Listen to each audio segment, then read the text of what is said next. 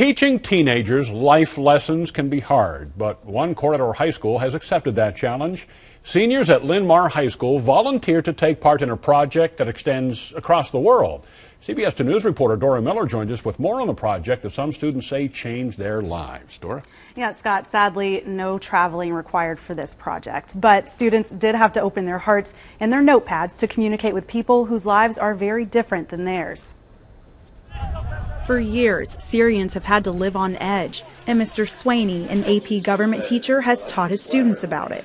On our end, we are learning so much about the realities of what people are going through there. But there's nothing like firsthand experience to really drive home a lesson. Putting a face and actual words to what's actually happening over there humanizes it. So for 10 months, these students stepped into the life of a Syrian refugee in the form of a Penpal program.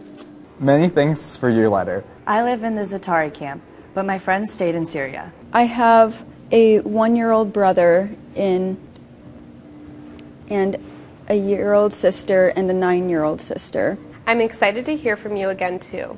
Your friend, Liam. Around 150 letters, just like this one, sent back by teenage refugees. To have the handwritten letters sent all the way from across the country, that feeling is just something I can't describe. I didn't really think that people all the way across the world had many similarities with me.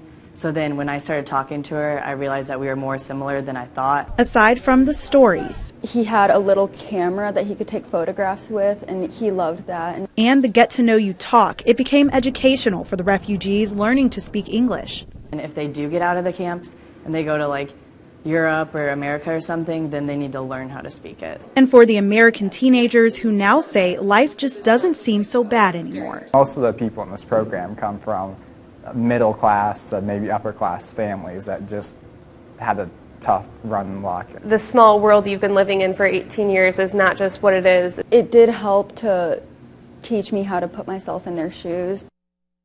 Well, the seniors will be heading to college soon, so they gave their social media information to their pen pals in hopes they'll keep in touch. Dora Miller, CBS 2 News, 10 at 10.